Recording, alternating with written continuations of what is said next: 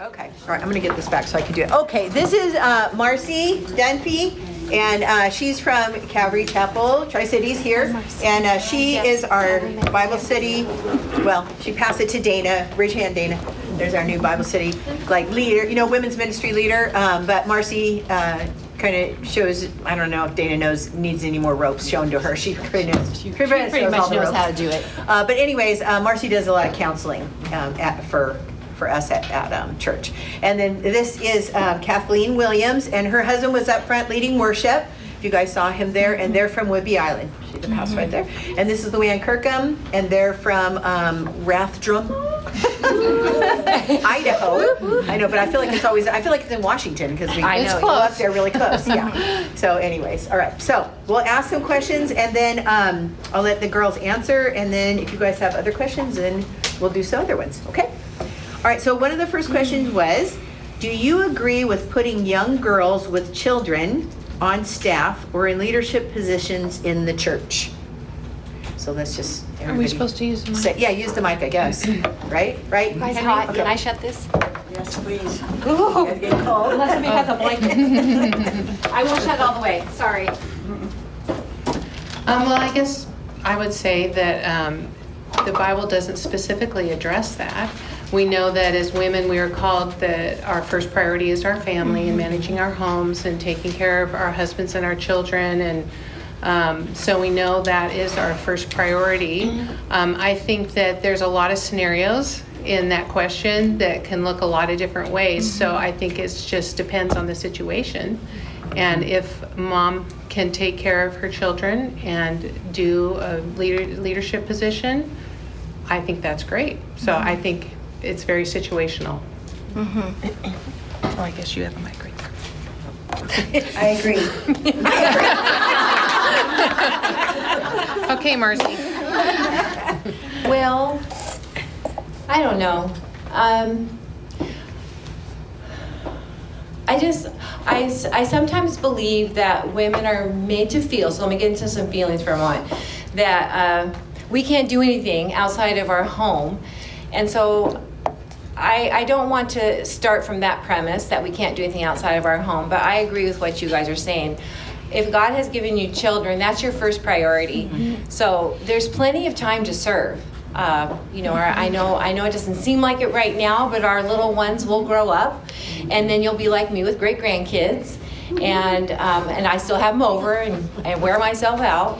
But there's always going to be time to serve outside of your home. I don't think they're like these girls said. I don't think there's a hard and fast rule. But the one thing that I would encourage you in, if you are looking to put maybe a young woman with children on staff, if this is something you're thinking of, that you make sure her marriage and her family is intact. And you have to be watchful of that. I wasn't watchful in a situation and it turned ugly. It just turned ugly. I started to trust instead of trust the person instead of trust my instinct, I guess, or what I believe God was telling me. And so I didn't catch it quick enough. But you just have to be willing to be watchful of that she has a godly marriage, that her children are being raised in a godly way, and that you don't overextend her, because if she has a heart to serve, she may say yes to everything. Yeah. So we have to just really, really be wise to that. I hope that made sense. So. And your first ministry, if you're married and or have children, is always to your husband. Husband first, children second. Yeah. That is the best way you can glorify God, is by loving your husband. So I would say, I served the Lord at church when I had young children. We have a gal at our church who has young children, and she serves the Lord at our church, but always husband first, children second. And sometimes it's ministry just to play with your children. I felt that way when I was bored sometimes with my kids. I'm like, okay, Lord, this is my ministry today. So that's always first. Well, and I think sometimes there's just situations. I don't think it's on. I can talk loud. There we go. When I had young children, we had just come to Calvary Rathdrum, and it was very messy. And I did a lot of ministry because there was no one else to do it, which isn't a great excuse, telling you. But I did it to help my husband, and did it under, he wanted me to be doing what I was doing. But, in hindsight, I look back, it was too much. I did too much. But it was a fire, But so I would do things differently looking back. But sometimes you are raising your kids and you're doing ministry at the same time, and I just think sometimes things happen. So I don't think you can just say it's one thing or the other. Yeah. But also their husband would have to say that that was fine and agrees. And, I'm a principal of a school, and when teachers want to work full time and they have little kids, I advise that they work half day. That's my advice to them.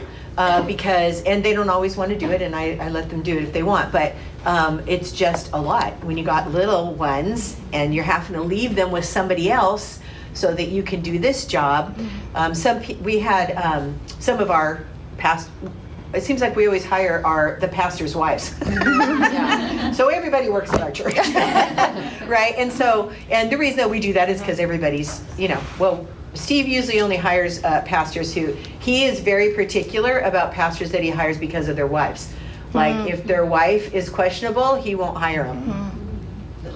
Okay, but just FYI. No, but and then so they would bring their babies. We've had babies, as somebody's answering the phone and their babies are right there too. So we've done all the things, all those different kinds of things. But excuse me. Can you read that question one more time, because I heard it differently. Oh, yes. Okay. What did you think it said? Do you agree with putting young girls with children on staff? Yeah. Or in leadership positions in the church? Okay, Young women. I was hearing that differently as young ladies that, are you, okay, like age-wise? Oh, yeah. Young girls taking care of the children's ministry. Oh. At what age you would have that cut off. I totally heard that very differently. Young girls with children. Yeah, I think they're saying Young with girls children. taking care of children. Young moms with Young moms. They're saying young moms who have kids. Okay. Yeah. I heard that very differently. Hopefully that answers the question there. Okay. What standards do you have for women interacting with men in your ministry? We have to do it. We got to interact. No. Okay. Yeah. They are our brothers in Christ. We like them. We do like them. You're never alone with a man, of course. That would be pretty basic. And I suppose you just... What is that? What is that? I have no clue. It's the mic. Just turn it off. Yeah, We'll just talk loud. we'll just share talk one. loud. Yeah. One mic works, but the Yeah. president of that one Okay. is weird. Okay. Okay. Just talk loud. And then if you were feeling something for someone in particular, to back off and not interact with them anymore, but that would kind of be a personal thing, but just to have integrity, just to have integrity in how you conduct yourself. Yes. And that would include with men. Yeah.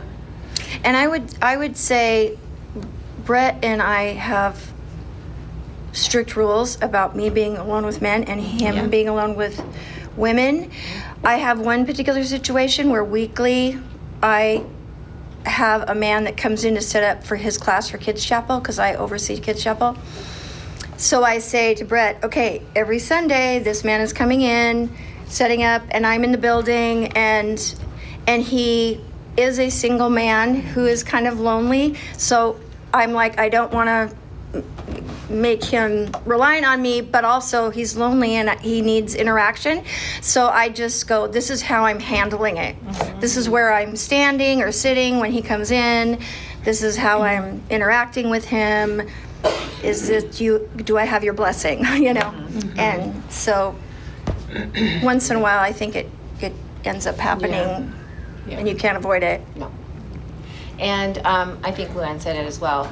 You just don't go anywhere alone with them. Anywhere. I've known Steve Winnery since 1984. I would never get in a car with him and drive to McDonald's, even if we're all meeting there by myself. It's not for me and Steve's benefit per se, but it's for the benefit of those who are seeing us. And we live in a society now, and you know what's happening. Christians are just accused of everything, and We're never given the benefit of the doubt.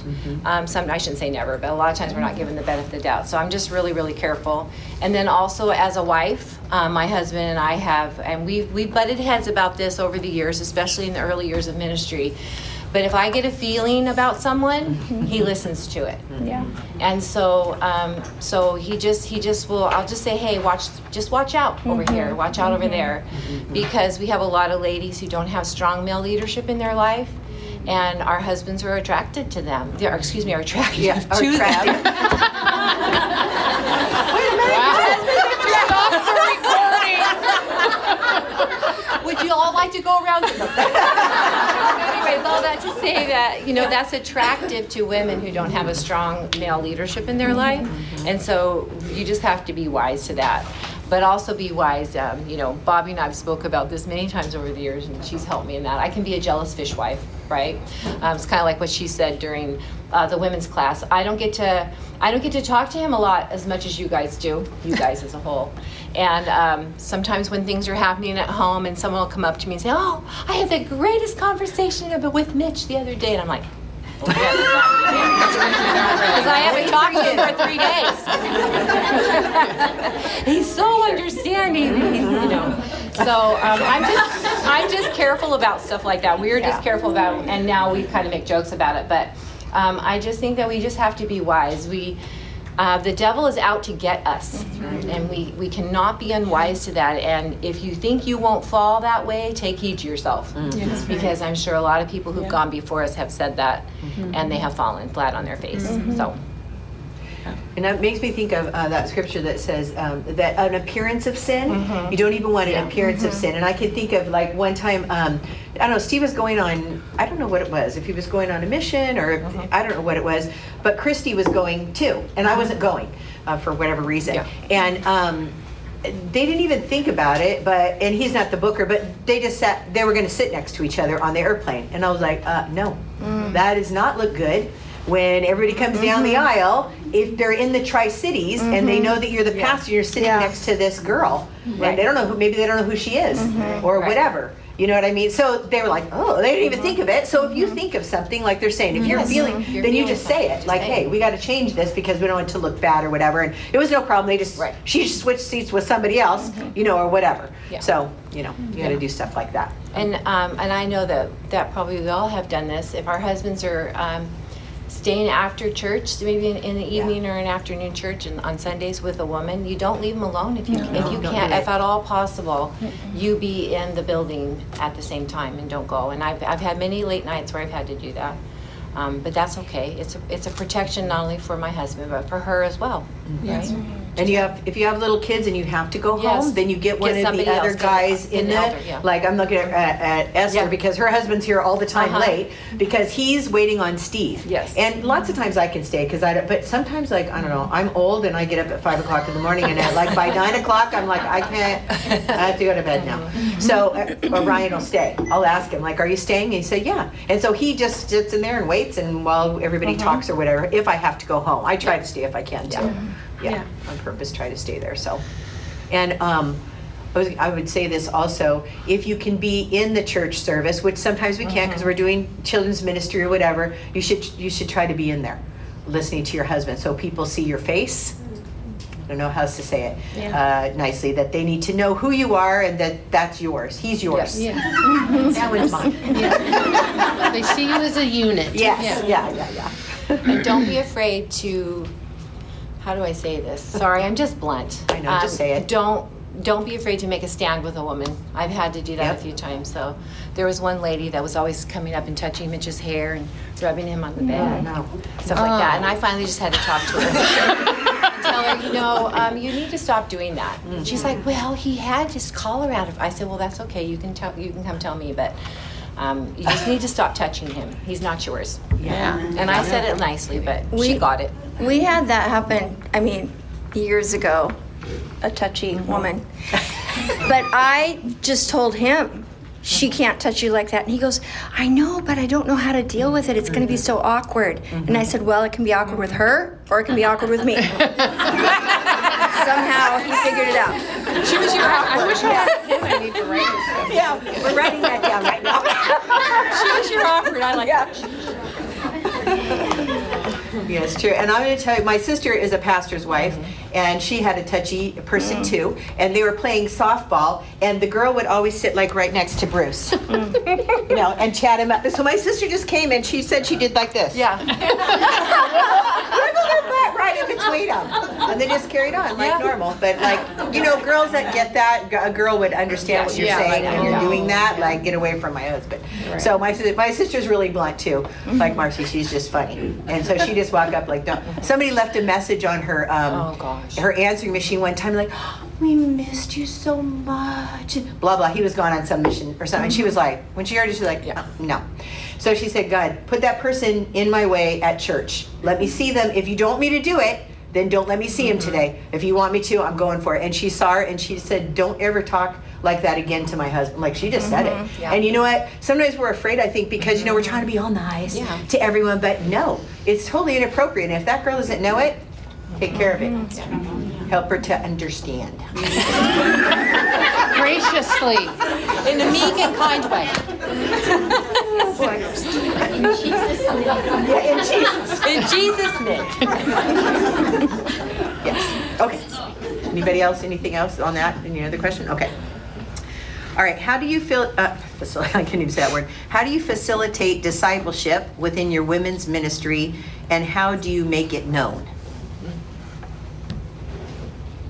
Well, we're really working on that right now, actually, our women's ministry. And as a church as a whole, we're having a real focus on promoting discipleship and trying to get people to engage in discipleship, training them on discipleship, offering tools to help with discipleship. And so I don't have all the answers or anything like that, but what we're going to do at our retreat in May is we're going to have several resources available that you could possibly, not that you would have to have something, but that you could possibly use to do a little Bible study with someone that are just very easy to grab and to apply, just to get the relationship going, centered on the Word, and trying to pair up people, you know, in a good way that they can just start meeting together in whatever way works, to look at the Word together. And it kind of is tied to mentorship. I think mentorship can look a lot of different ways, and discipleship is more specifically learning how to walk with the Lord, growing in your faith, teaching them the principles of the Word. And it's a little bit, it can look a little different with mentorship, but it's related. The thing I think that I'm struggling with it is assigning people or letting it just happen in a more organic way, which sometimes works better, but then trying to get it going so that you're trying to make it happen, so you want to assign, you know what I mean, that tension. So that's kind of what I'm struggling with in my brain right now, but you know, I just think giving them lots of opportunities and giving them tools to use, you know, a variety, that because people are intimidated. They're like, I want you to meet with this gal and do a Bible study with them, and they'll be like, I can't do about, you know. But if you give them a tool that just walks them through the Word with some simple questions or, you know, something, then that gets them going. So I'd love to hear what you guys. Yeah, I mean, I don't ever remember picking a mentor or having someone mentor me. But I was at church all the time, and I was at women's study, and we had small groups, and I went to home studies, which was another small group, and it did happen organically. Yeah. But I'm not against programs either. You know, some programs are great and they work. But I think if you want to know the Lord and you're in the community at church and you're hearing the Word and you're worshiping with people, I think it does happen. I do know that our Women's Bible Study, we have had it set up for many years where we come in and we sit at tables, and then we have worship and Bible study, and then we have a time of fellowship afterwards. So that's kind of how we facilitate some of that discipleship and fellowship. We also will announce, like at women's retreats, we just had a Titus 2 event. where we will actually this last year on the Titus II event, they put a questionnaire kind of on the registration form. Would you like to be discipled? Would you like to disciple? Would you like to be a prayer warrior? So stuff like that. And then we let the whole group know that there are women who are available if they want to be discipled. We have women available if you need that. And then just sometimes just let it happen organically. Yeah. I think if you're in a women's group, the Lord, and you want that, the Lord will open your eyes to someone, whether either for you to disciple or God will just like point out this lady, go over there and ask her if she'll get together with you once a week or whatever, if you need to be discipled. So I guess, I think maybe just talking about it a lot, because I think there's some mentioning it, yep. reticence, like, well, I would like to disciple, or I would like to be discipled, but I feel weird. Who am I going to go up to? And but if you're talking about it and saying, hey, this is what we want to be doing, and here's some tools, and ask the Lord who you could be discipling, or who you could ask to disciple you, and just step out in faith and ask somebody, and just bringing it up to the surface so people are thinking about it. And praying about it. I'm not sure. Yeah. Totally. Donna. I just wanted to say, I think it's intimidating sometimes. People think they have to have all the answers, and none of us have all the answers. Yeah. So I think when we let them off the hook of that's not how it works. Right. that Kind of describing we're it. just going Yeah. into the Word, and we're going to open the Word together. And if we get stuck, guess what? We're going to research, and we're going to figure it out, and we're going to come back and do it again. I think it's how we present it, I guess. Yeah. And we're trying to work it out. We're trying to figure Yeah. it out. This is my ministry team. Oh, Those 4 girls right those there. are There's one more. Those are Yeah. This is the stuff we're talking about all the time. Because it is important. It is important to have a connection. We women, well, I think men too, but I just think and it is hard for some people just to ask for it. Yeah. I remember asking. I needed it. Mitch and our marriage was on the rocks, and it's like I needed something. And so I remember praying, and God just opened my eyes to a few people that I could go ask questions, and then out of that grew that relationship, and that's how I've tried to do it going forward. And so to this day, I have a close friend who she got saved at her first women's retreat that I did in Colorado, and she's still one of my closest friends, and so I consider her almost like a daughter friend. And so, but it just kind of grew organically and naturally by her having questions and feeling free to ask me. So, I suggest that if you feel like you want to be a discipler, be in prayer about it, and then speak to your pastor's wife or whoever's in charge of your women's ministry and say, this is what I'd like to do. And I know that God will bring someone to you. Okay. The next question is, hang on. What advice would you give for raising kids while in leadership?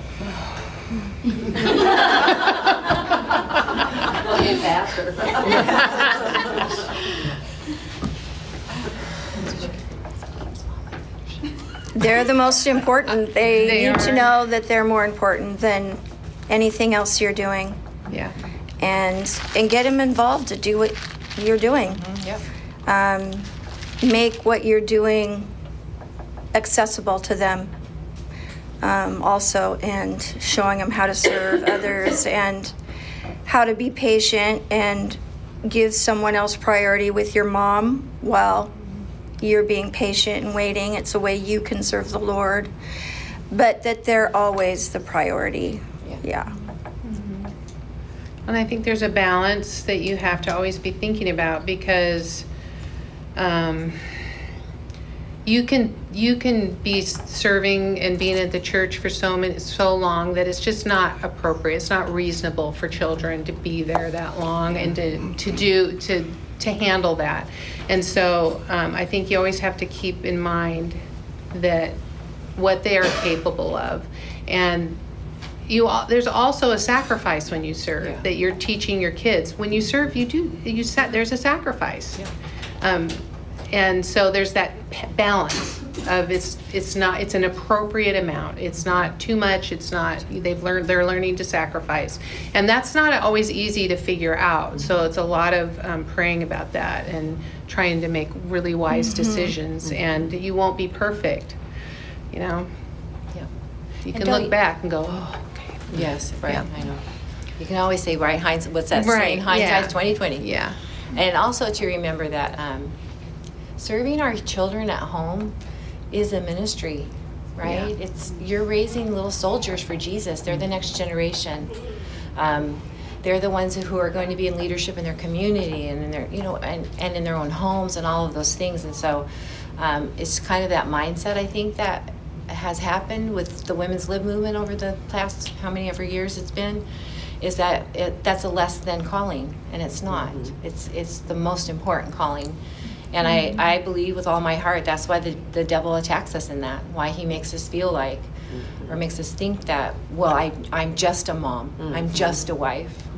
No, you are, you're fulfilling your God-given role to be a wife and a mom, and that is important. But yes, we can do everything that God asks us, right? With God, all things are possible, and he strengthens us to do what he calls us to do. And it may not look like your sisters that's sitting next to you at church, but it's yours. And so do it heartily as unto the Lord and give it all your strength.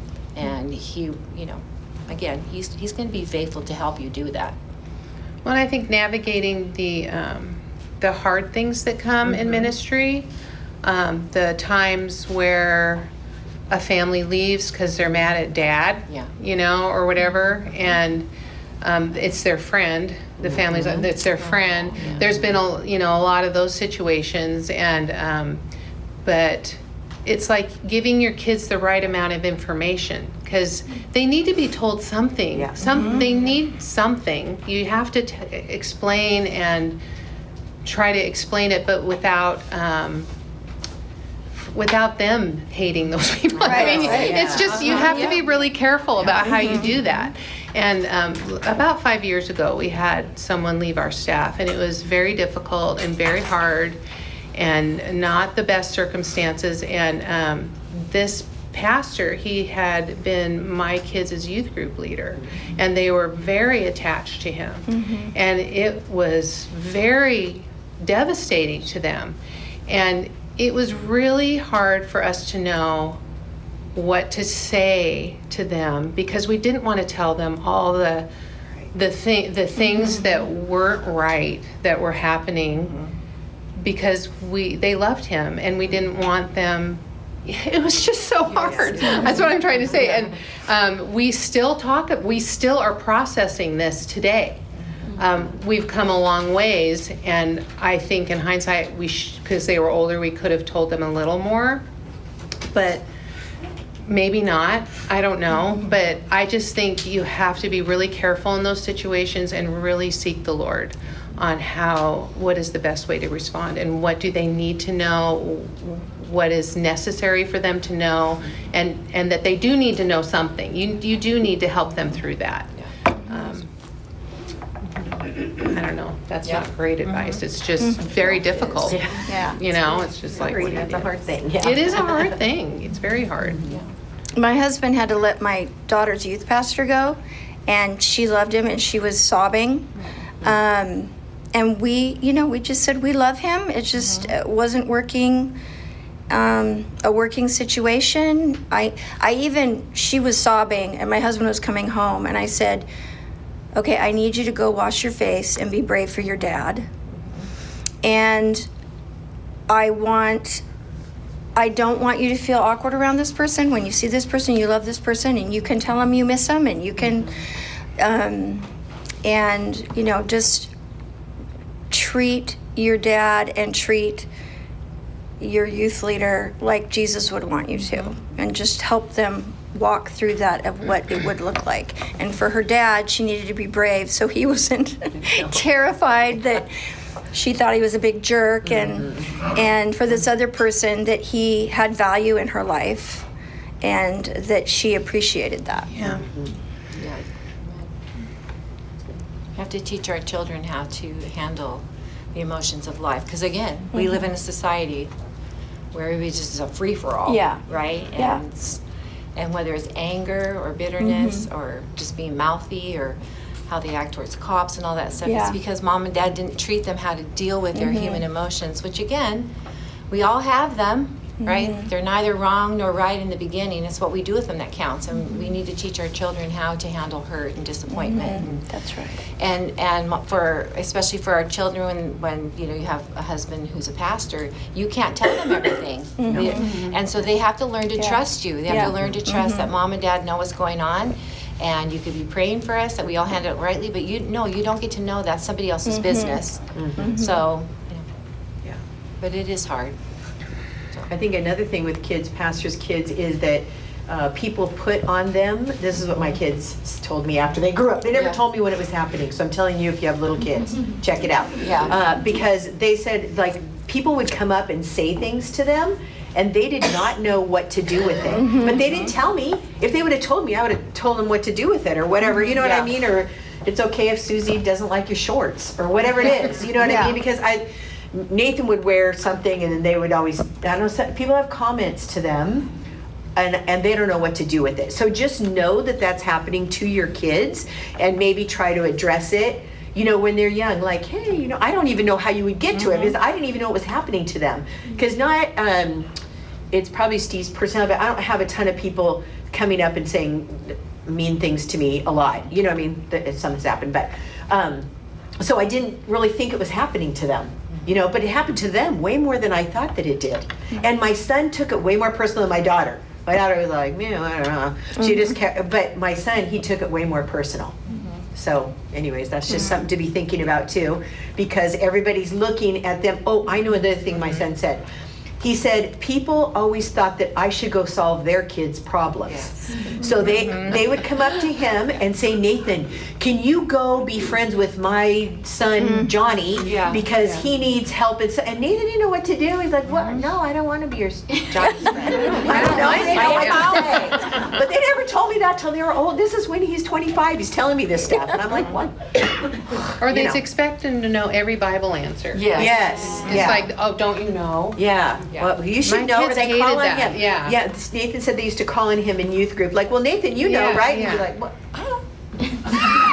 Maybe I'm supposed to know, but I don't think I know that. I don't know. Or then they feel dumb. Or anyways, you know, just your kids have a lot of the same pressures on them as you do.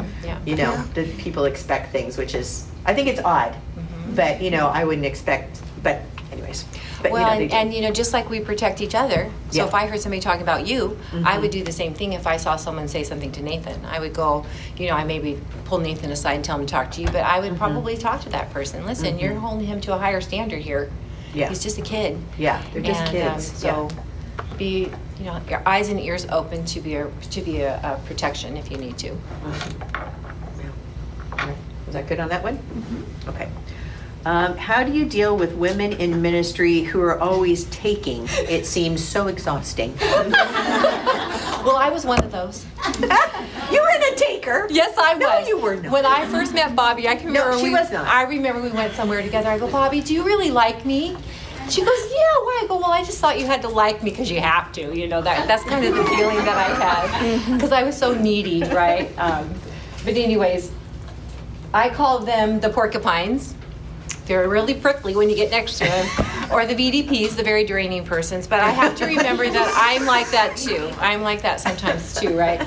And one of the things that I have tried to do, I don't always do it perfectly, is if it's somebody who's always, you know, there, I start involving them in stuff. Like, come on, I gotta go make the coffee for this, or I gotta go do this, or so come with me. If we're at retreat, come with me, let's go.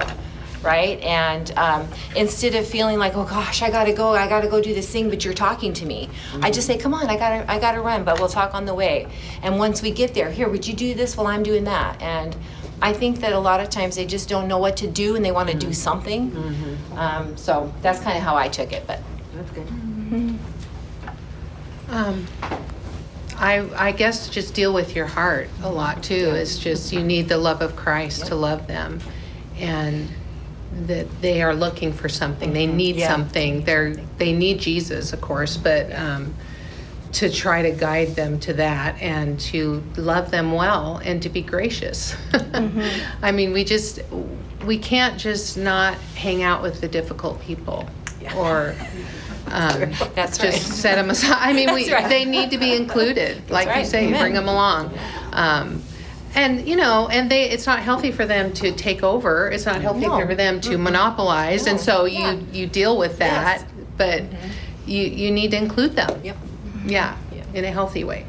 Yeah, I had a situation like that with a young woman, and she's now one of my good friends and serves all the time. But I can just remember this one time I had to look her. I said, "No, I'm sorry, we can't do that." So even though I had tried previous up to that point before I had to just put my foot down, and I just said, "I don't want to hurt your feelings, but no, we can't do that. It's something that I can't do." And so, but again, after that moment when I had to do that, I'm all smiles every time I saw her. Right. How's it going? I made a point Yeah. to make sure she knew that I loved her and I cared about her. And and again, we're friends now. Right. We've had I a had good to time tell together. someone, I'm not going to be that kind of friend Yes, to you. I can't. I am not Right. going to be able to go out to lunch with you. I mean, I went to one Talk lunch, every day on the but I'm phone not with going to. you. I said I can't be that for you Yeah. because I don't have the bandwidth. I just can't do it. And I just had to tell her bluntly. Yeah. And we're good. She accepted that, and we're friends. I mean, it's fine, but you just have to say it sometimes because it's like I'm going to disappoint you. Yeah. I'm just telling you. And told my people are, person don't you too, think that people are different too, right? Yeah. And so you encounter so many different people, and right now I love it. I think it's fun, but I was just at a retreat, and this sweet 84-year-old woman just standing there talking to me and this other lady, and she's going like this with her hands, and she's chatting at us, and she looked at the other lady. She goes, "So how are you feeling? Do you have like any physical issues or anything?" She's like, "No." And she looked at me, and I said, "Well, yeah, I mean, I've got some high blood pressure and stuff like that." Well, the other person walked away. And as she walked away, she's telling me, she goes, "Yeah, whenever I have a burning on my hands, I believe it's the Lord giving me a gift of healing." And I said, "That's cool." And so she tells me a story of when this happened. And she goes, "That's cool." And she goes, "And I was going to pray for her." But she walked away. I go, "Well, I could use it." And she looked at me, she goes, "Nope, not for you." I got no prayers for you. Oh, you guys, I'm serious. I did not get offended at all. It just made me laugh because she just, and she was a sweet lady. She spoke some really good, truthful words, but I will never forget that. "Nope, it's not for you." And she walks away. I'm like, "Hey, damn it." So she was different, and I love that. Yeah. So. Okay. Let's see, what else do we have here? How do you pick your leaders in women's ministry? My husband does it.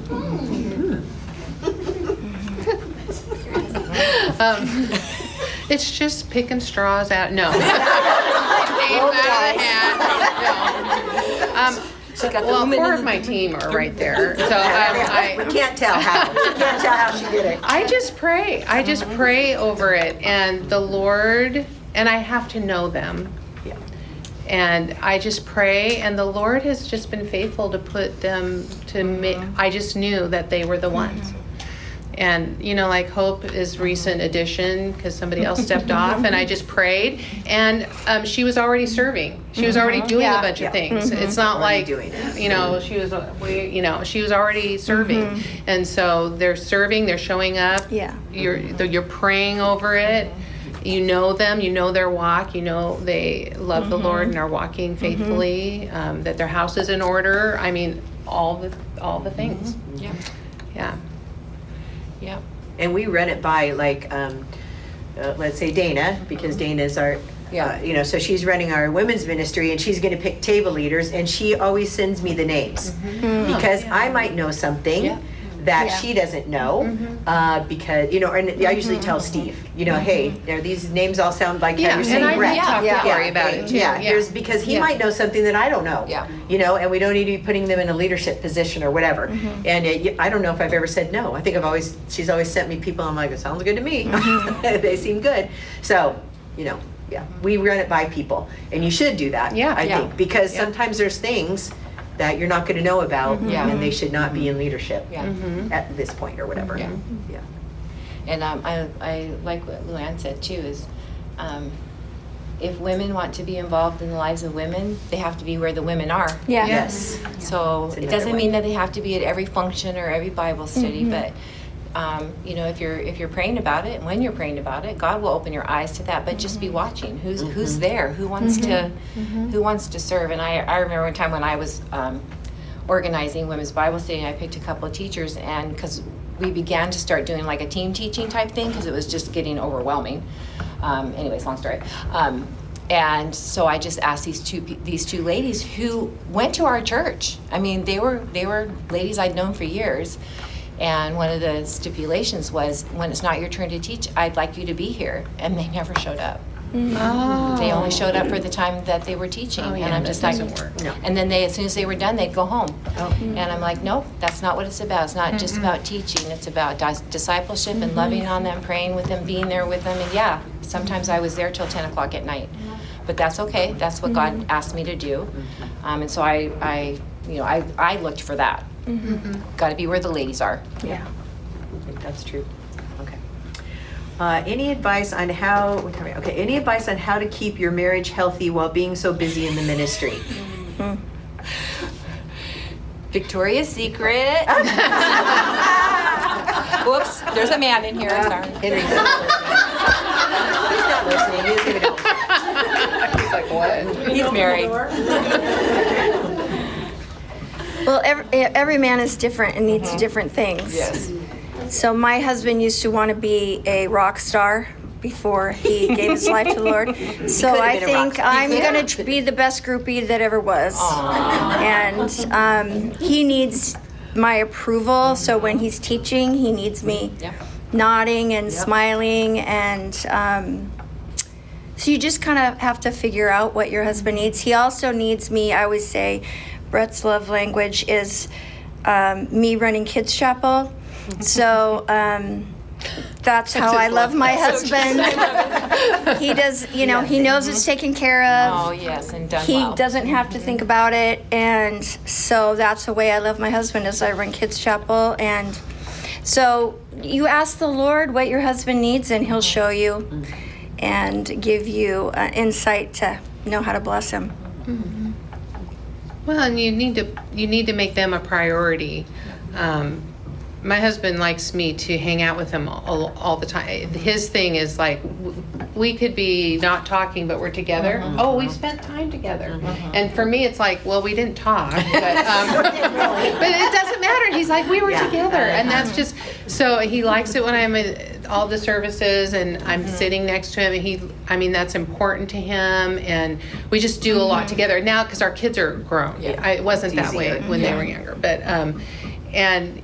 So you learn what, like you were saying, what is important to your husband, and you make them a priority. Like when he starts to talk to me, if I'm on my phone, I'll just put it away right away and give him my attention instead of giving him, divided. Just things like that. I think that's showing respect too, which the word tells us to do. So those things go a long ways. Yeah, and admire them. Yes. Yeah. And tell them why you admire them. That just is huge. Yes. Yeah. And you know what I do too is I take notes, because I can't remember things very well. Maybe not some things, but then Steve will be afterwards. He'll be like, "What'd you think?" He always wants to know, "What did I think? Yeah. How did I think it went? And it used to be like, I'd be like, "I don't even know what you said. I can't even remember." What passage were we You're in? out the next day. You're packing lunches and you're whatever the next thing is that you're doing. I don't even remember what just happened. So I started taking notes, and I would like put a little star by that. I'm going to make sure and say that one thing. Right, or whatever. And he's still like, I can even show you on my phone. On Wednesday night, he's like, "Where are you? Where are you?" I'm like, "Really? You can't sit by yourself?" I don't know what's happening. No, but he doesn't want to sit by himself. He wants me to come and be in there. And I text back, "I'm on the phone with our son." And he says, "Tell him to go to church."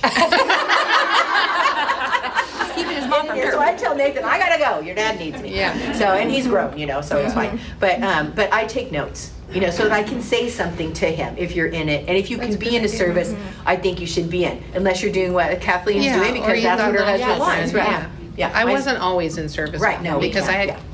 Yeah. I taught Sunday school all the time. Yeah, I was down Sometimes, in the basement for many years. Yes. Yeah. If you have two services, then you could serve at one and then be at the other two. So if you can, if you can tell them something that you thought was so amazing, you just never knew that. That's right. And I'm not making it up. I don't make it up. I don't lie. I know. After 3 sermons. Yeah. That was so good. Steve And I mean it. He I asked mean me it. in between. But he'll say, you Yeah. didn't say that for the second service. I'm like, We already heard it. but he has said that before. I'm like, wow, okay, I need to retrace. Which one did you listen to? I thought the first one was better. Did you think the second one was better? I know. I know, he'll ask me that too. The last service or the second, I'm like, Let me get my notes. I know. And It's like, you I'm know, not listening the third time. That's right. All I hear is blah, blah, blah. I'm having to tell all the jokes. Like, the jokes. You laugh ahead of time right before you Well, and if you have young ones and you happen to be home and he's here, or here, what I mean, at church or whatever, try really, really, really hard to have the babies all fed and in bed and all that stuff. And so you're ready for your husband when he gets home. And, the Lord will always provide time. We have a granddaughter living with us, so trust me, we have to find time. And it has to have to be a little creative, if you know what I mean.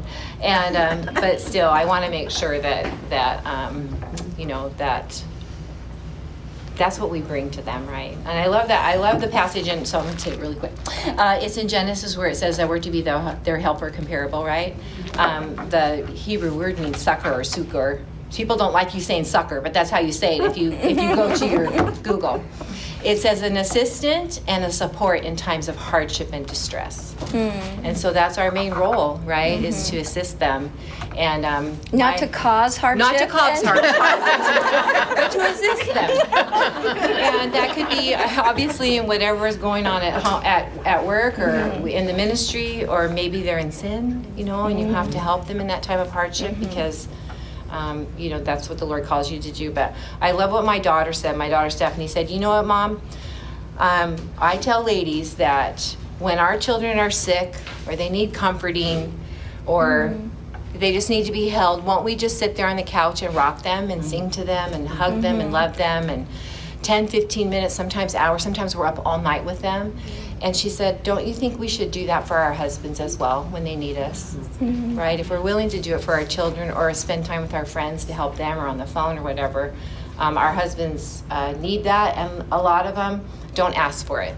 They won't, they just feel like that's not being manly if they ask for it. Maybe your husband does, and that's sweet, but I just have to know. I just kind of see a look on Mitch's face and just kind of how he acts, because again, he's Tigger, so if he's very quiet and in his cave, then that's a sign for me that, he's going through something. So I hope that made sense without saying all the words. I think I was reading in Proverbs, I don't remember where it was, but it says, don't accuse your neighbor when they haven't done anything wrong. And I was thinking about that in the context of marriage. And so I think not asking the Lord to help you not be easily offended. And a lot of times we don't even recognize that we're being easily offended. So get in a good habit of going to the Lord with what you're offended with. And I have kind of a list that I go through. And if I get through the list and I still think I need to talk about it, then I will. And then I have a list about how to talk about it. I have that list. I'll send it to you. Okay. Can you text it to us? Yes, I will. Go ahead. But I know when I do that now, I'd say maybe 2 out of 10 times I realize I do need to talk about this. And I had this gal say to me, oh, that's amazing. You only talk to your husband about 2 things out of 10. And I said, what's really sad is he used to get 10 out of 10. He used to get 10 out of 10, and he loved me anyway. So I think just between you and the Lord, figuring out what matters to bring to him. Yeah. I always waited like 2 days. Like if I had something that was really this thing, unless it was an emergency that I needed to say something, but it was some kind of offense, right? I'm offended about something. Yeah. And I always was like, you know what, I need to wait 2 days and talk. That was my thing. And talk to God 2 days. And like you're saying, most of the times I didn't have to talk about it. So, and if I did after that, then I brought it to him. But lots of times God would show me Yeah. what my problem was. You know what I mean? That it was my problem or whatever, and I didn't have to go and start a fight. That's what you're going to do, is go start one, maybe. Depending on, unless you have Kathleen's list of how to say it. Yes. I have your number. I will text it to Okay, you. all right. And then you can text And it I'll to me. text it to all of you. Yes, please. Yeah, yeah, it's true. There's a way to approach them. Yes. And a way not to, yeah. And lots of times, because we're girls, we're going through whatever, that time of the month, whatever's happening, and if you can just wait for 2 days, Yeah. you aren't offended anymore. You're just like, I don't know what my problem was 2 days ago, but now it's fine. You know what I mean? So that's why I would always wait a couple Yeah. days. Give it Yeah. give it a second. Give it a second for God to talk to you. Anything else? Does anybody have another question? Any questions that you want to ask that we didn't get to? No, I wanted to say one thing. Well, to assistant pastors' wives. Be kind to your pastor's wife. Yes. And the reason I'm saying that is because, you might have a lot of ideas, okay? You have lots of things that you think could be going good and would be wonderful to happen here. And you come and tell your pastor's wife, and she's like, no. Whatever. You know what I mean? Because she already has a lot of things on her plate. Okay, so if it was me, then I would just pray. If I really felt like God wanted me to do this thing, I would pray that God would show her, right, that I could go ahead. And then for pastors' wives, give your assistant pastor's wife some stuff. They're young. Give it to them. And I just think I'm just looking at Esther, and it's reminding me of that because they're new on staff. And I always wanted to have get-togethers of the staff pastors' wives, or just the wives, that are, so we could all, because everyone's doing ministry, we never speak to each other. That's true. Right? We're always doing stuff, and I just never had time to do it. And Esther just kind of came along, hey, and she just says, hey, should we do this? I'm like, yes, I think it's wonderful. And I was all for it, and I was even going to do it in my house, then something happened. I'm like, Esther, can you please do it? And she did. And I was like, I don't know. It's like this heaven thing, because it's something that you really wish could get done. You just can't do all the things, right? And so give them some things to do, and maybe Esther doesn't do it exactly how I would do it. Who cares? Yeah. Who cares? Yeah, God's bringing them the new people. Okay, we're all anyway. Bring the new people who have different ideas than us. And like Dana does my women's retreat now. I was busy one time, and I'm like, Dana, will you do the women's retreat for us? She's like, yeah. It was way better than I ever did a women's retreat. Plus, I can't think of any more ideas. Like I did on my ideas. I can't think of one more. I'm like, I don't know. Let's do it like we did last year. But Dana thinks of all these new things, and it's not exactly how I would do it, right? I have a certain way I'm going to do it, but so what? So for pastors' wives, let people do things. For assistant pastors' wives, pray and so that your pastor's wife will have a heart towards you. And if she's like, you know what, look, I can't, it's just because she's busy, probably. Thinking. And some are a little harder than others. So you just make that ground soft with prayer, I guess is what I'm saying.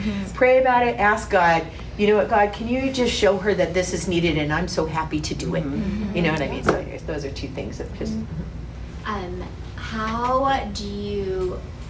How can we as members, women, love our pastors' wives, especially on the hard times? I'm just thinking of maybe you have some ideas of what we can do. I feel loved. I'm thankful. I do too. I feel loved and supported by my husband's staff and their wives, and very. How are they doing that? How are they showing that to you?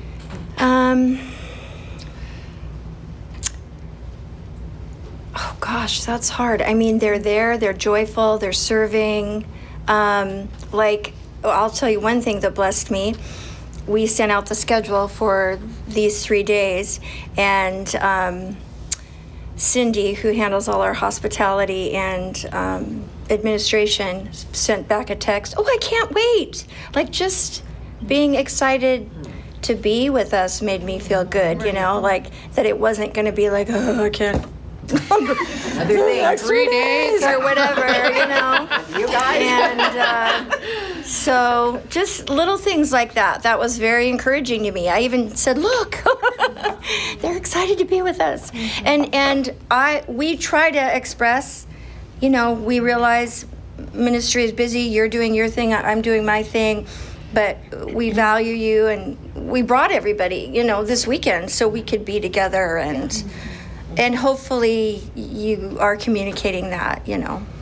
I think that I agree with you. It's like when people are excited about what the church is doing and they get behind and they're supportive and they're willing to help how they can, that is so great. The best. Is the best. And when they love your husband, it's you, that is just ministers to you. And they love and they love you, and they just are kind. And I had so many people who are just so sweet to me, just telling me they appreciate me, and I don't know, I'm just like, it's just so sweet. They're just so sweet and kind, and they say so, and they're excited, like you said, and supportive. They're supportive. Yeah. I've been both, and the one thing I can say is don't be a burden.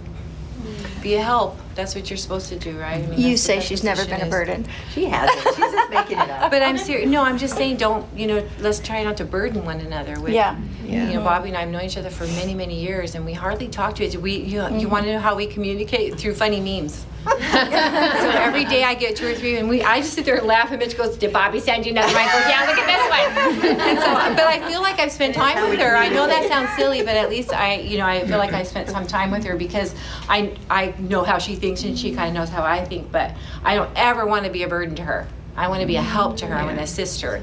And so what that means is if she says no, or I'd like to do this, it's yes, ma'am, right? It's and then how can I do that, right? Yeah. And just do the best that I can. So, anyways. Well, and I think if you have complaints, yeah, and they're not really for the pastor's wife, they're really for the pastor. Yeah. Saying them to the pastor's wife is really a bummer. And they expect you to relay, all the things. And that's kind of a bummer. Yeah. So That's true. Maybe taking, if you have something you need to talk about, taking it to the appropriate person, the person who's in charge of that ministry or whatever. Yeah. Instead of it, like you're the one who has to, Make it all has things to go right. through. Yeah, it's like, yeah. Does that help? Help you guys? Okay, I think that's it, right? Okay. 4:15. Supposed to be done. We did it. All right. 4. Yeah, great. Thank you, guys.